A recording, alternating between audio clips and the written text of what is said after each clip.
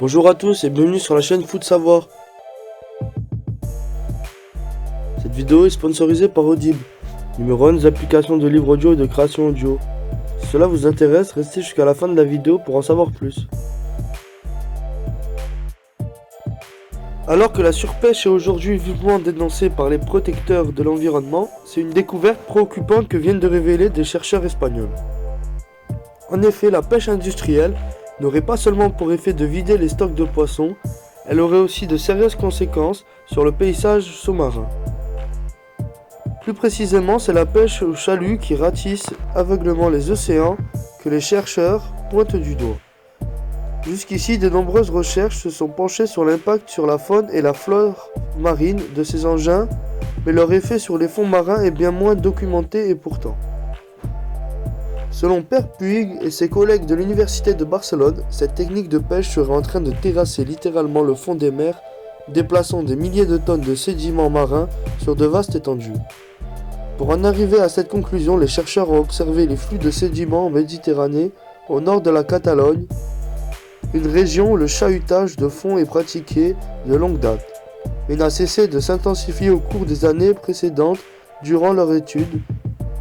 Les scientifiques ont constaté que des flux de sédiments étaient mesurés durant les jours de semaine et les heures ouvrables uniquement sur les flancs du canyon sous-marin de la Fonera, très fréquenté par les chalutiers à proximité du port de pêche de Palemos, nord-est de l'Espagne. Or, ces flux charriaient une quantité de sédiments à peu près équivalente à celle déplacée par les tempêtes et les pluies d'hiver, estime l'équipe qui publie ses travaux dans Nature.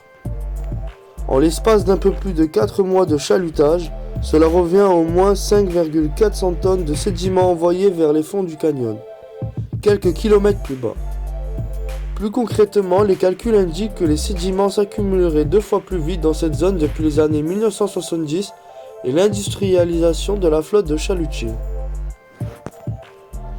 Comme le soulignent les scientifiques cités par l'AFP, ces évaluations ont été confirmées par un relevé topographique du canyon qui a révélé un lissage notable au-delà de 800 mètres de profondeur sur le flanc nord du canyon. Une zone de plus de 40 km² qui coïnciderait très précisément avec la route suivie par les gros chalutiers. A contrario, les régions restées inexploitées auraient conservé un réseau dense et complexe de petites vallées tortueuses dotées de nombreux escarpements. Au total, ce serait 10 millions de mètres cubes de sédiments qui auraient été arrachés au flanc du canyon par les chaluts en l'espace d'une quarantaine d'années, estiment les chercheurs. Les chiffres apparaissent d'autant plus préoccupants lorsqu'on imagine la surface des océans sillonnée chaque jour dans le monde par les flottes de chalutiers industriels. Nos résultats soulignent que le chalutage de fond n'altère pas seulement le flux de sédiments, mais aussi la physionomie même de talus continental, provoquant une réduction drastique de l'habitat sous-marin qui risque d'affecter la diversité des espaces, révèlent les chercheurs.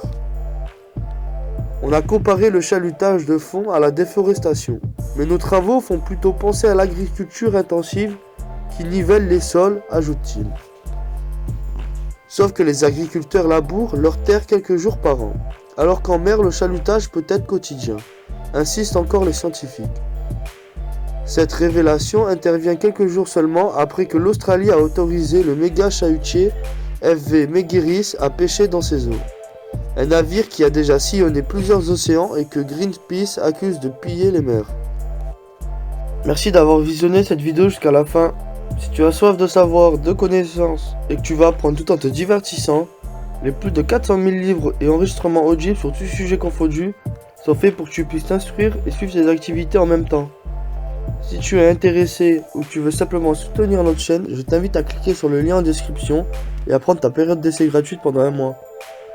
N'oublie pas de t'abonner à la chaîne et de laisser un like si tu as appris des choses ou que tu as aimé nos explications, ainsi qu'activer la cloche pour être tenu au courant de nos prochaines sorties de vidéos.